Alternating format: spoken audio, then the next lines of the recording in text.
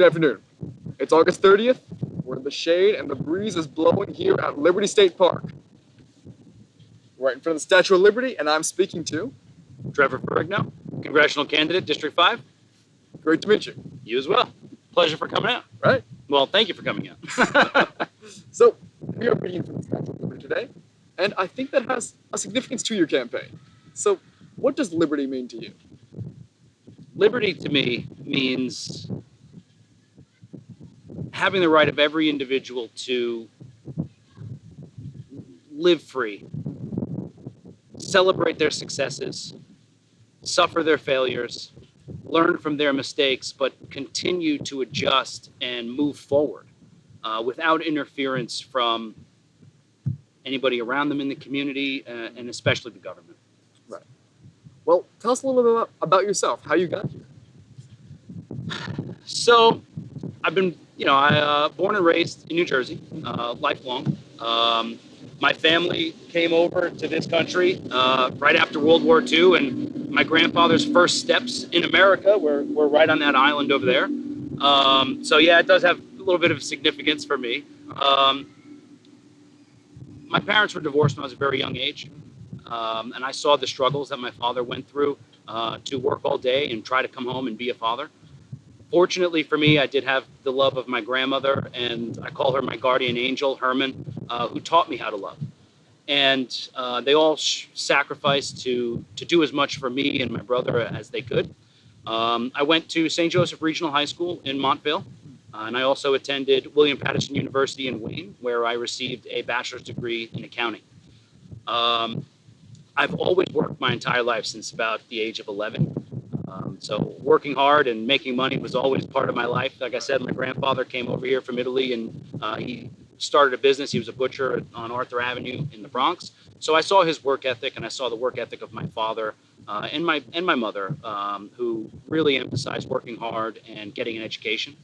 Unfortunately, though, when I graduated, it was the height of the Great Recession of 2009, and it took me about 2 years to actually find a job in my field. But it's okay. I was able to fall back on my experiences in food service and pay my bills, pay off my car, not pay off my car because my first car was like $2,000, a little rust bucket, but continue to pay my student loans and make the sacrifices that I need to until I was finally able to get an opportunity in my field. But my career was non-linear. I got experience in accounting, finance, consulting, sales, and entrepreneurship.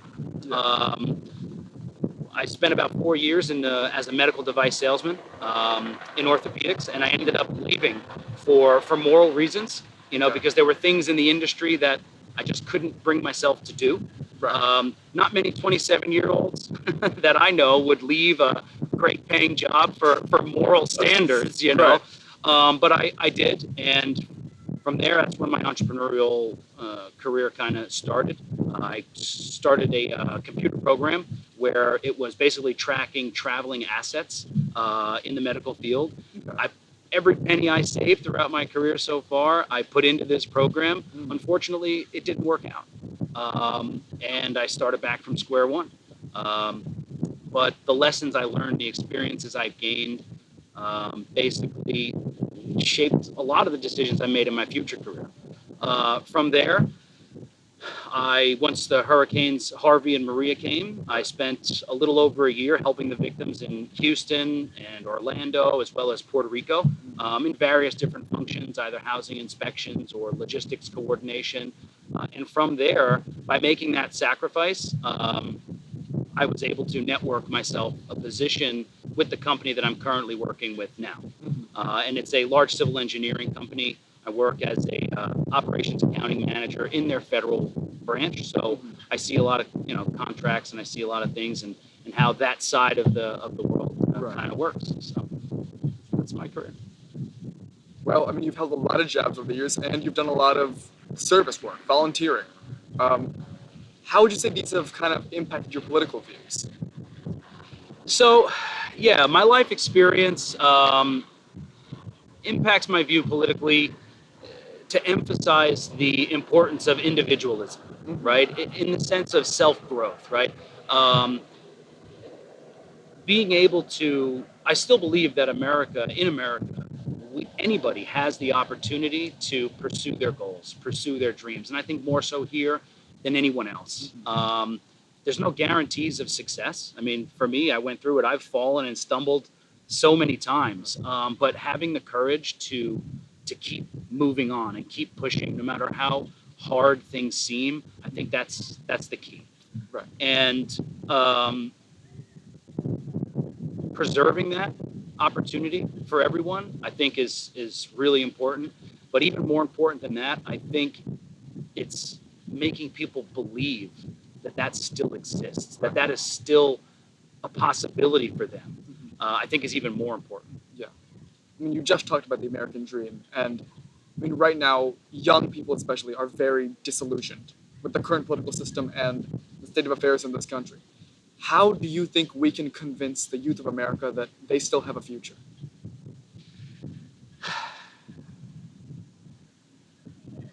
I don't know that I can convince any one person. I can only set myself as an example. Right. Like I've said, my family is a working class family. Everything I've ever done in my life, I've paid my way. I've done my thing. I bought my first car. I paid my own insurance. I put gas in my car. I did it. Right. I mean, I had support from my family in terms of love and, pushing me forward and believing in me. But financially, it was me. Yeah. And the best thing that I could say is that you have to always invest in yourself, right? Setting a plan and setting a goal for your life is really important. But it's also important to understand that, as Winston Churchill said, right? Plans are nice until you hit the battlefield, and then all your plans go out the window. Right. But being able to set a goal and move towards that goal and making slight course corrections to adapt to the environment, or maybe extending your timeline, or given the circumstances that you run into, no plans are perfect, but I think it's tough, right, to convince through words somebody to change their opinion. I think it's very hard. You have to do it through action. And if I can serve as an example to any of those kids who feel that they don't have an option, they don't have, family money or opportunities or connections, I can serve as an example to say, hey, neither did I, but here I am. Right. Well, I mean, you're talking about setting an example. You're standing as an independent in a very rigid political system, controlled by the Republicans and the Democrats. What made you feel that this was the year that you had to run? I've been really passionate about our country, since I was born, right? Even more so after I graduated, because I learned a lot about the history of our banking system, and how things have changed, and how certain acts and certain amendments and certain social issues have driven change in our country. But after seeing what's been happening in the last decade, I couldn't sit back anymore. I could no longer watch as our political representatives, people that call themselves our leaders, so much anger and hatred within our communities around issues that they created, right? That, just like you said, the Democrats and Republicans have been in control of this system for so long. And really, the past 123 years, they have had unilateral control over our politics. And to sit here and try to convince us that they have the solutions to the problems that they have created, to me, it just didn't make any sense. And again, to set the example, I couldn't just sit back anymore and talk to my friends and talk to my family and talk to random strangers about the state of affairs and not actually do anything about it. So I was like, you know what? This is my time. It's as good a time as any. I'm going to get in the arena and mar my face with sweat and blood and tears and see what I can do. Absolutely. I mean, let's dive into some of these issues you mentioned. Like you mentioned how society seems like it's being torn apart. Things are very divided right now. What do you think these issues? What do you think the issues that divide us really are?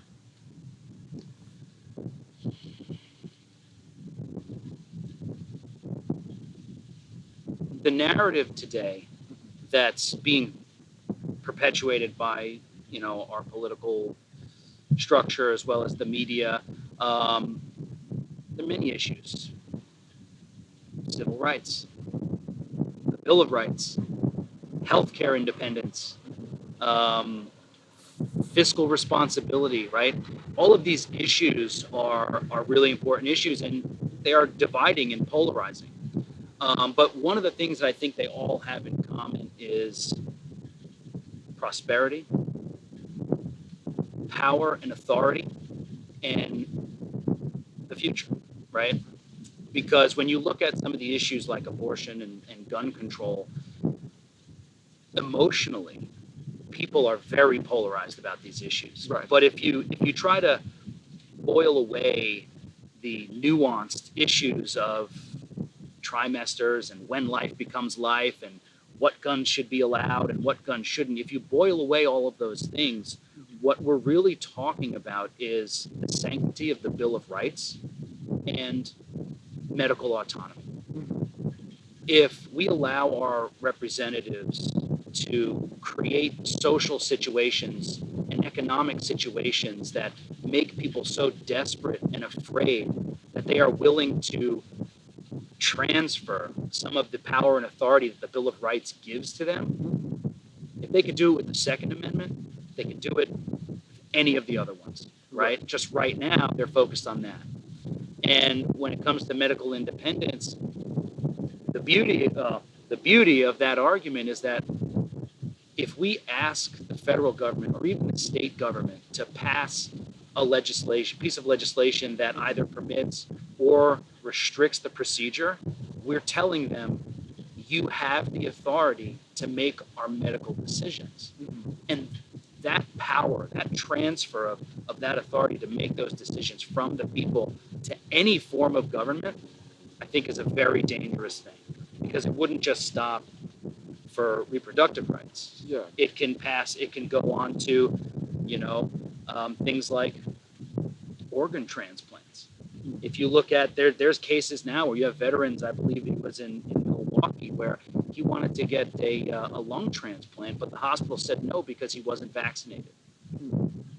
And he wasn't vaccinated because some of the side effects of the vaccine were exactly the pulmonary symptoms that he was experiencing, which is why he needed to get the lung transplant. Right. But my point is that by telling the government that they have the authority to make these decisions between a patient and a doctor, that is a dangerous precedent to set. Right. Well, as you've mentioned, you said a lot of these issues can be boiled down to the Constitution and the Bill of Rights, right? Do you see the Constitution as something to be followed exactly as it was written, or something that is still up to interpretation in the current day? So it's obviously, right, the living document question, right? Yeah. I think that it boils down to the intent, right?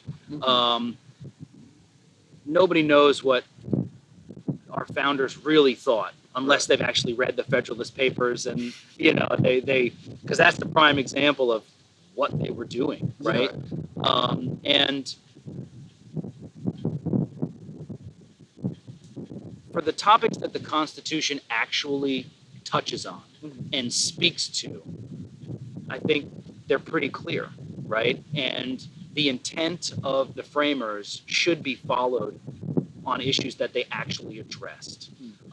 For issues that were not addressed, right? That's where we fall to the 10th Amendment, right?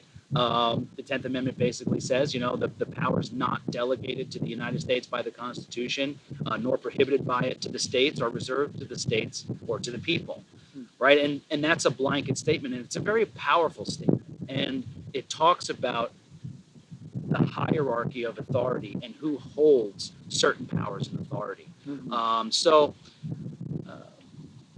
the intent of the Constitution, I think, is clear, and it's the designation of who holds power and authority within a just governmental structure. Okay. So for those things, I think it's pretty clear, and what the intent of an author was at the time of writing, it doesn't change with circumstances of the day. It doesn't change with situations that are happening now. The intent is still the same, but how do we kind of come together as a community and make sure that everyone's protected under that structure, I think is the question. All right.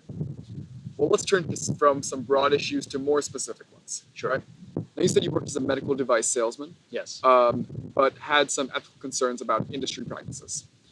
How do you feel about the state of healthcare today, and how would you change it? So the state of healthcare today is, it's a tough climate, right? Because ever since the 1965, when Medicare and Medicaid were started, and the government became a funder of medical treatment, the prices of medical treatment have just skyrocketed. They've boomed, right? And I think that's clear, right? Whenever the government subsidizes anything in any industry, prices go up, right? Because that's just what happens, right? You ask any economist, that's what happens, right? So I think, one of the things today that need to happen is controlling the price of healthcare, right? And not in the sense of where the government has to come in and step and dictate and regulate prices, because I think the free market is better at doing any price regulation than any government bureaucracy is capable of doing. I think a relevant example would be in the Inflation Reduction Act. They just had the language in there to talk about the ability of the government to negotiate prices of medications, right? And these are the things that people are really dependent on for most, right? Because you have the preventative care, where people are taking medications for blood pressure, diabetes, whatever the case may be. And I think the idea of being able to control prices on its surface is a good thing, right? And especially when people hear it, well, yeah, because I'm on a fixed income, I'm on Social Security, I can't afford these medications, so what's going to be done? Well, it wasn't too long ago where the government changed the rules, and pharmaceutical companies were allowed to market direct to consumer, as opposed to only being restricted to market to doctors themselves. Yeah. And you talk to any marketing professional, you talk to any major corporation, you look at the balance sheets of any of these companies, their marketing budget is huge. Billions and billions of dollars these companies spend to get the word out and market, right?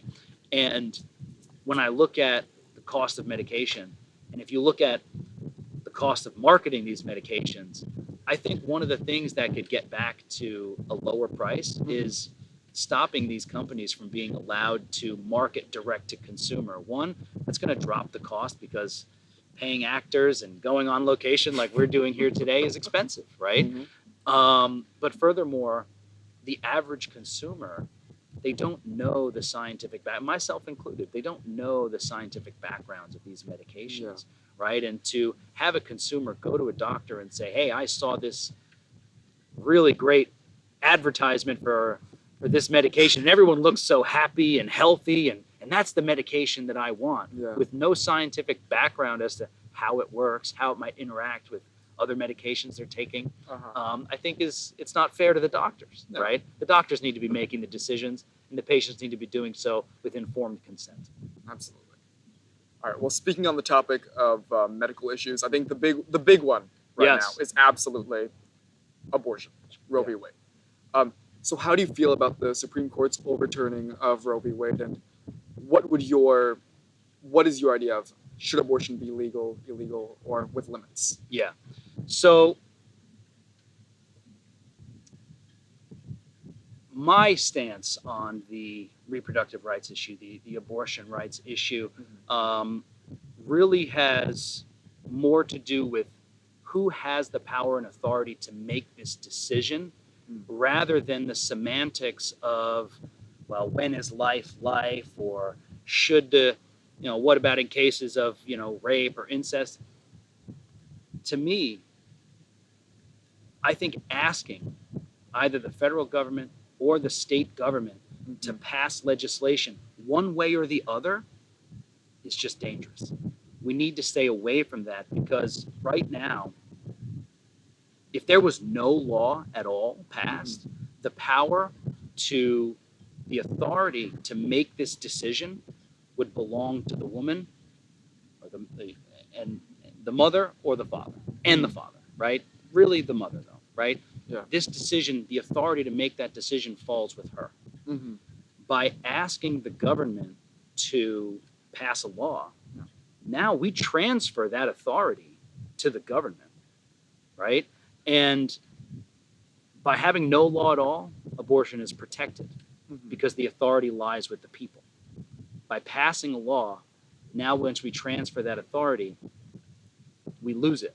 And as far as the decision of the Supreme Court goes, I think legally speaking, they got it right, in the sense that the federal government has no authority to make that decision. Okay.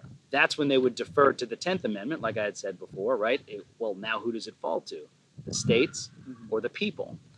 And the people of every state have the right to make these rules, right? What kind of community, what kind of state do they want to live in? But I would caution anyone, whether they're a pro-life or a pro-choice person, I would caution them to think really hard about transferring the authority to make medical decisions to any branch of government. Well, speaking on federal authority, let's say you do win this race, right? Let's say you get into Congress. What would be the first bill that you would propose?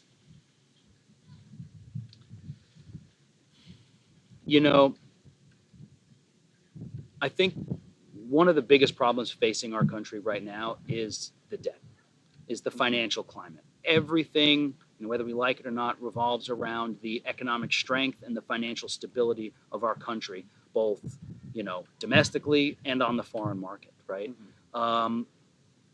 In terms of a bill, I'm not sure, but my objective would be to analyze the federal budget and see where we can reduce spending, because we have to.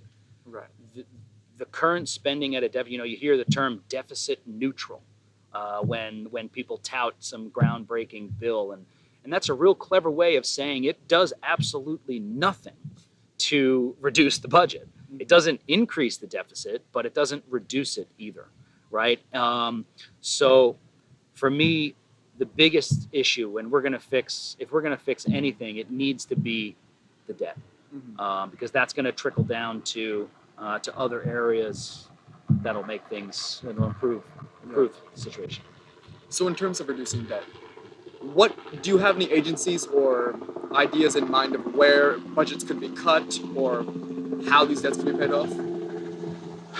So I only have access to the same information that most of us do, right? And so, having the inside look, right, the peek behind the curtain, I don't necessarily have that, right? But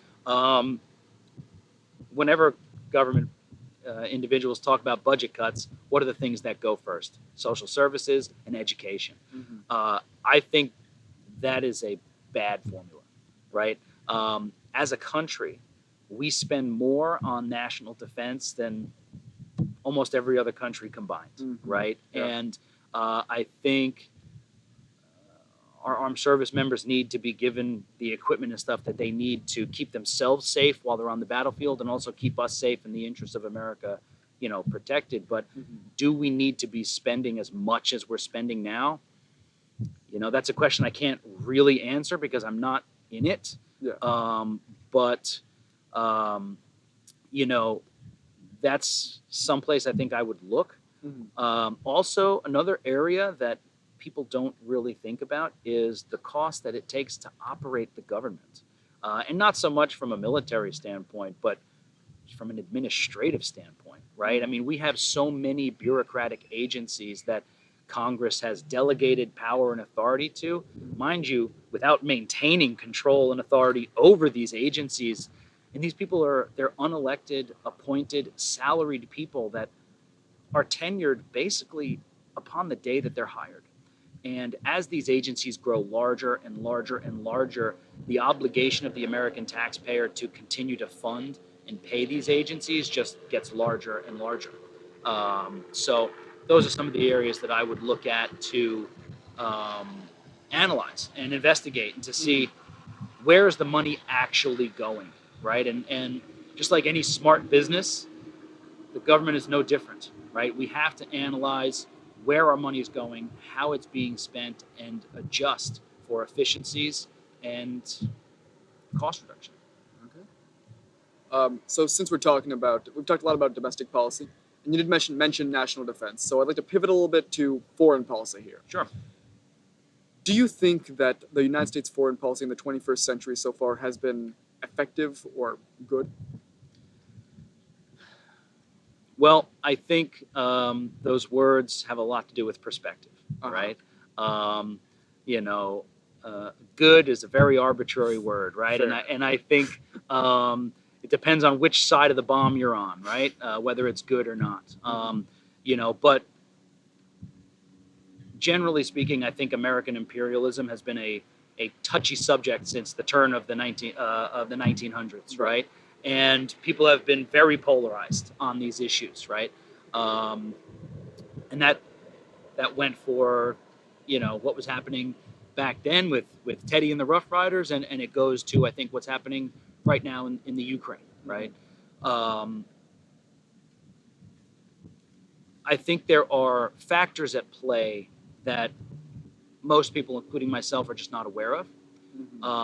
And talking about the situation in the Ukraine right now, I think what most people don't really know is that over the last 20 years, since the fall of the Soviet Union, right, in the mid-'80s, Russia lost a lot of territories. Yeah. And over the last 20 years, it was discovered, ExxonMobil, Chevron, Shell, they went out there into the Ukraine and they found 4 huge deposits of crude oil, 2 of which are on the east coast of the Ukraine. Okay. And over the last 20 years, Azerbaijan has created a pipeline. I believe it's called the Southern Corridor, where now, just in 2020, they completed the construction of this pipeline that enables them to pump their oil and get it over to the Black Sea so that they can access the European market without the need or dependent on Soviet pipelines. Okay, so to me, it's not a surprise that after this pipeline has been finished, that the Russian government has come in, and the first territories that they seized in the Ukraine were the areas that were on top of these oil deposits. Right? So I think these are factors that not a lot of people know. I am not by any means a Ukrainian historian, right? I don't know all of the factors. There are plenty of things that we don't know. But I just find it interesting that we have an administration now that claims and to be waging a war on fossil fuels, but now here we are, again, getting involved in a foreign conflict that has everything to do with crude oil. So, to me, it's all very interesting. Right. Speaking of the fossil fuel issue, climate change weighing on everyone's minds, especially young people right now. What do you think the federal government can do or should do to help with that issue? Sure. I think the truth of the matter is that during the Industrial Revolution, there was just complete disregard for environmental impact of industry. You look at companies like DuPont, right, who have done so much stuff, right, wrong, or indifferent. It happens. And how do we fix it? Well, I think the key factor is corporate accountability. The corporate entity is just that. It is a individual entity. It is treated just like a person in the eyes of the government for tax purposes and everything else. And these corporations should be held accountable for the damage that they do. whether it's to land or to people's health or whatever the case may be. But then the question becomes, who holds them accountable? The government or the people? Well, corporations, I don't know that they fear the government all that much, right? But what do they really care about? The bottom line. Right. And as consumers, we need to be smart with where we spend our money. And that is the number one way to hold these corporations accountable, right? I think the classic example, well, I'm getting a little bit off topic in terms of the climate change, but Yeah. so when it comes to climate change, yes, I think the government should have an interest in protecting our environment going forward for our children and our grandchildren and the future generations, right? Yeah. But I think the consumers of America and the consumers of the world have more authority to dictate the path of corporations and how they conduct their operations by spending our money with companies that are doing what we believe is the right thing. Now, you did mention corporate accountability, and I want to talk about that for a little bit because, as you said, you don't think corporations fear the government, right? Now, a lot of people in office, right, are getting large donations to their campaigns, to their PACs from major corporations or just rich individuals, right? So, how do you feel we can get corporate money out of politics and return power to people? So there was a Supreme Court case back in 2008, Citizens United versus FEC, right? And while I think in my heart I don't like the decision, legally I think they got it right. Okay. Just because corporations or high net worth individuals have money doesn't mean that their voice is any less meaningful than anybody else's, But I think to answer your question, we need, again, as voters and as consumers, right, as the people, we need to stop underestimating how strong we can be and the power that we really have with how we spend our money and how we cast our ballot, right? Because corporations can send so much money out, and they can run the shiniest, most beautifully produced advertisements that they want. But if we as a people are focused on the issues, focused on the voting records, focused on the motives and the intent of who are really backing our representatives, we can nullify that, right? It's one thing to say, hey, buy this beautiful thing, and it's another thing to say, nah, no thanks, because we're informed on the issues and how our representatives vote and who supports them. And again, kind of like the common theme I talked about earlier, is what the true intent is behind our representatives and their donors. Well, we've talked about a lot of issues today. We've also left a lot of issues untouched. So I want to run into a little bit of a lightning round. Okay. I'm going to shout out some issues, and you just state your position and what you think can be done. Okay. All right, let's go with police brutality. Okay, so being a police officer is a very difficult job. And it's very easy to criticize situations after the fact, right? When the pressure is off. But I don't think that absolves officers from accountability. There's something called qualified immunity, right? And I believe that does need to be protected, right? Because if it wasn't, why would anybody become a police officer? If they could follow policies and procedures that are implemented by the government that's saying this is how you do your job, but if they did that, they could end up in prison for it. But I also think that doesn't absolve them from wrongdoing. I believe they should be held to a higher standard in the sense of once a prisoner is in custody, it is now their responsibility to care for that individual, to protect that individual from harm, not be the perpetrators of harm. And you know what? I think if you ask most people, most officers and citizens alike, they don't think that police are bad people. In fact, you look at, what's been happening over the last 2 years, right, with the pandemic and everything else. We touted our first responders as heroes, and they really are, because they are the barrier between career criminals and good citizens who just want to live in peace and raise their family and have a good life. Yeah. All right. The tax rate, both corporate and income. Well, that's a topic for me, right? Yeah. I think that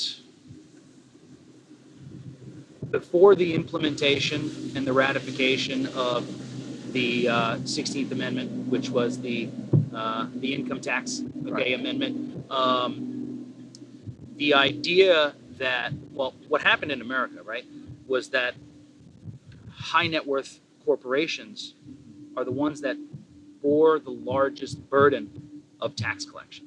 All right. But since the ratification of the 16th Amendment, that shifted.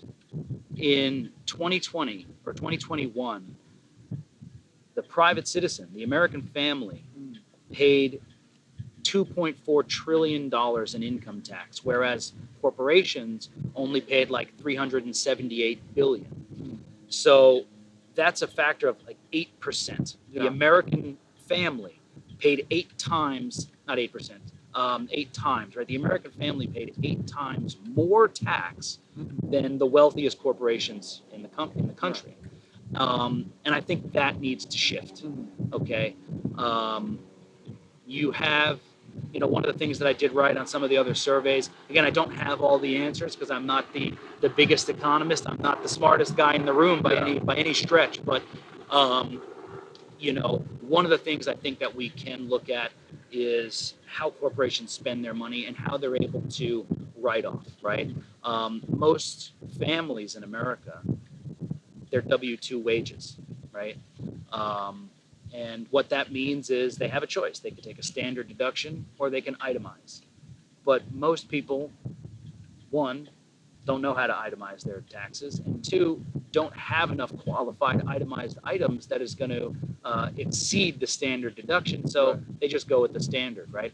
Corporations, on the other hand, because they have so much revenue and so much capital, they can buy properties all over the world and write them off as business expenses. They can fly their C-level folks all over the world, give them lavish bonuses and benefits packages and signing bonuses. Right? All of these things are deductible as business expenses, and rightfully they should. Right? I don't think the government should have the authority to dip its hand into my purse. I don't care if your purse is a lot bigger than mine. I think you should have just as much protection over your money as I do. But I think that there should be certain limitations on these benefits package for C-level employees, so that they're not just tax shelters, right?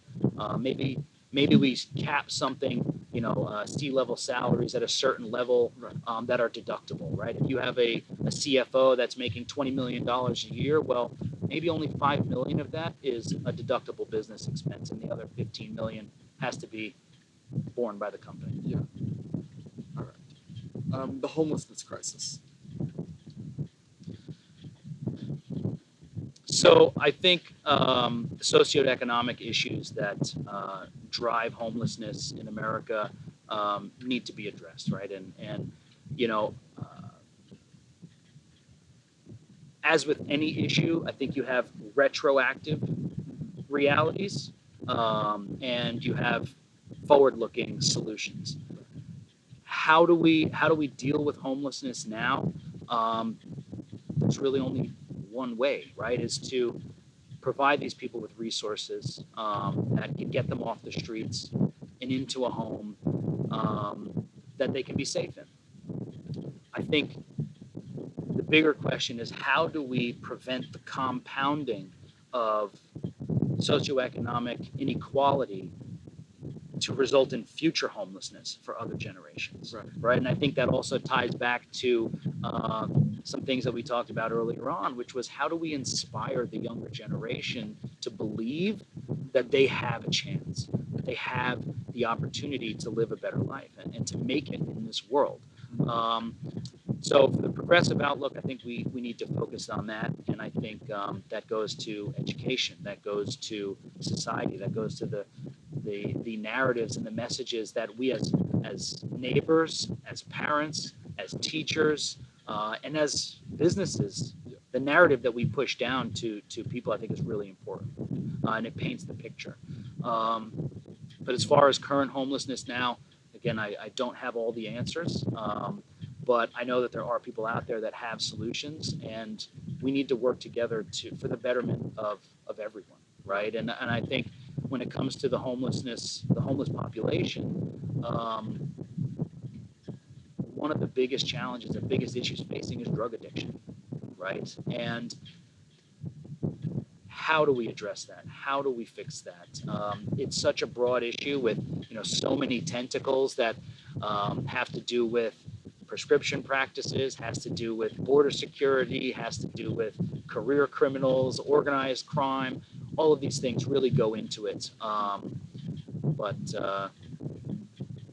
number one thing is that we have to be civil. Like when we talk about these things as a people, we need to be civil with each other, and our representatives need to be honest with us, because if they're not, we will never reach any meaningful change.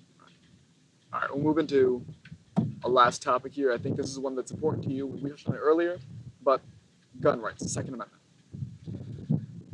Yeah, so absolutely. I am a huge proponent of the Second Amendment, but I'm also a huge proponent of the entire Bill of Rights, right? Because like I said, this has everything to do with power and authority and who holds it and who controls it, right?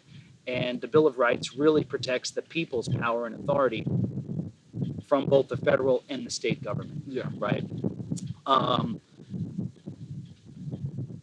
Any life lost due to criminal activity or a lone individual that goes out and commits a mass shooting, I think is a tragedy. I think it's bad practice, and it actually does a disservice to the lives lost in those situations to implement policies and laws that make people less safe. And I know you might be asking, well, what do you mean less safe? Isn't getting guns off the street, wouldn't that make people more safe? I think the straight answer is no, right? Because as it stands now, criminals, career criminals, they don't abide by the law. They don't care about the law. They're not going into their street dealer.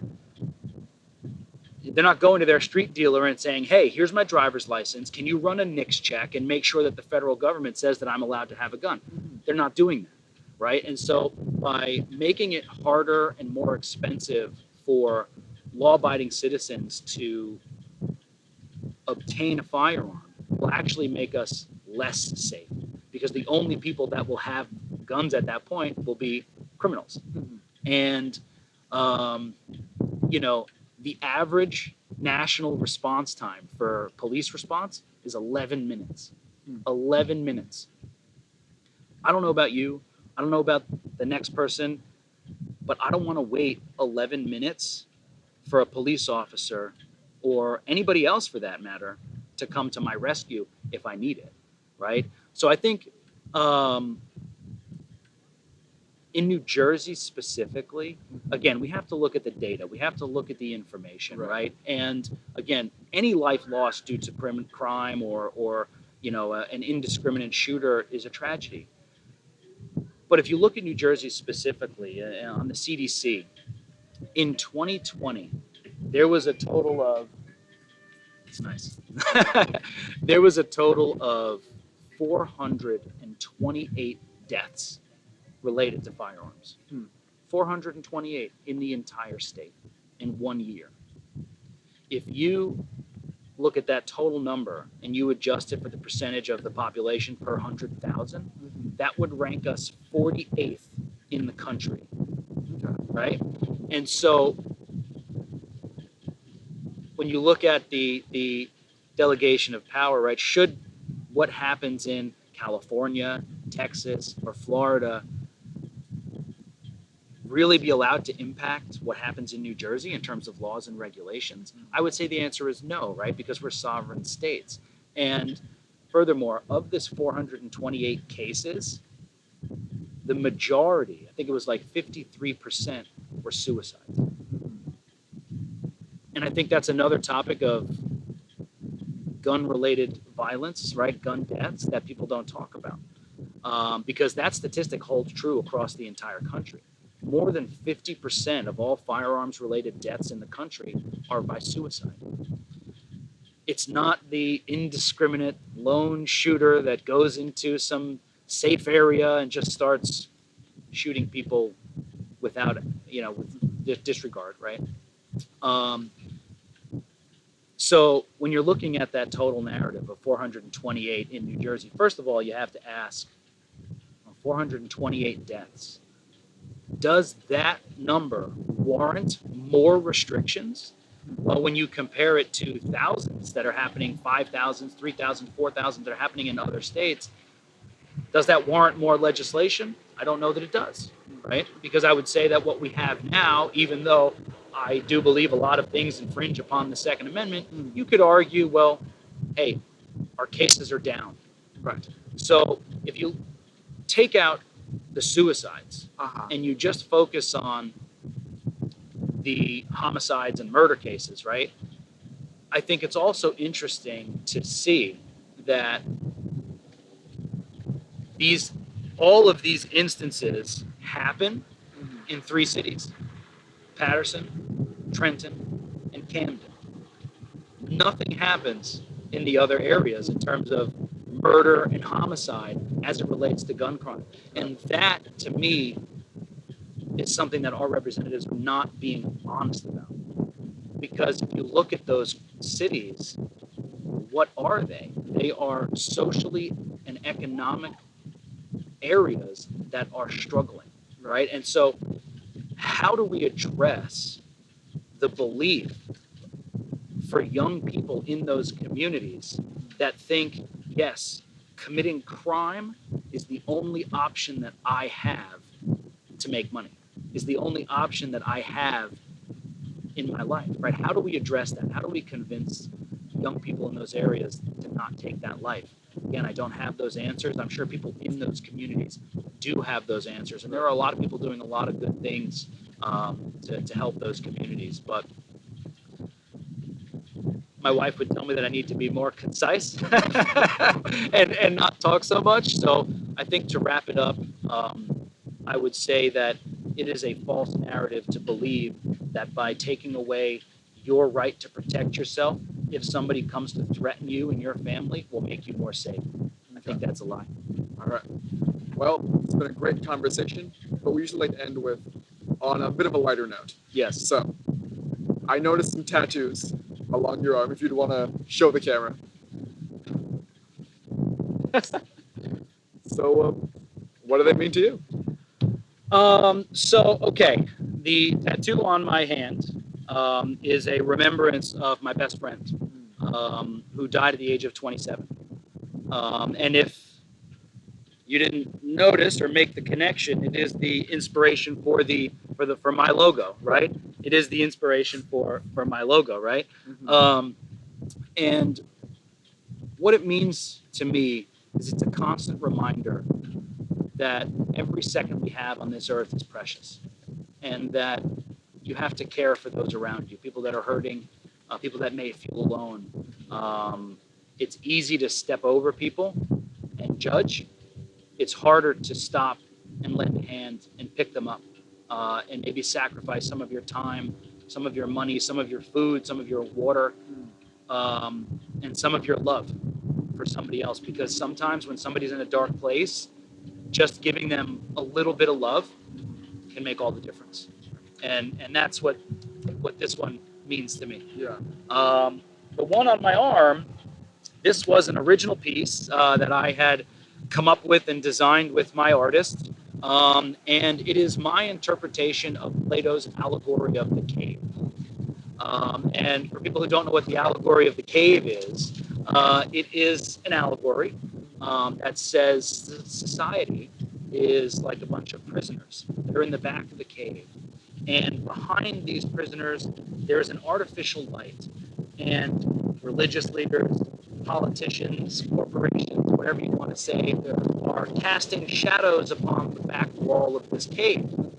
And the prisoners, they believe that what they see on the wall is true.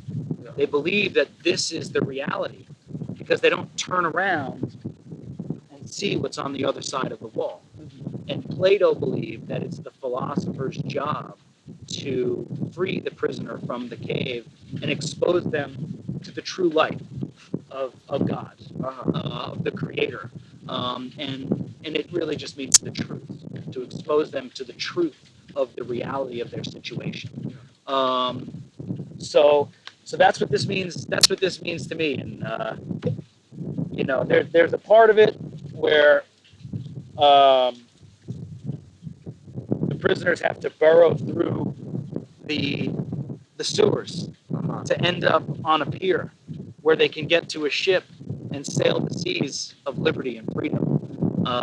And this compass, you'll notice, doesn't have north, south, east, or west markers on it. And that means that there is no one way. There are many paths that each and every one of us can take, but we have to follow our heart and do what is true and do what is right. And regardless of those of us who do the wrong thing, you know, morally speaking, they know what the right thing is. We all do. We all have this compass. Unless it's completely broken, we all know, but we make the choice because we think that's the only choice we have. So that's that's what it is. All right. Well, I've been speaking to Trevor Ferrigno, and it was great to talk to you today. Shan, pleasure. Thank you for everything that you do and trying to get the word out.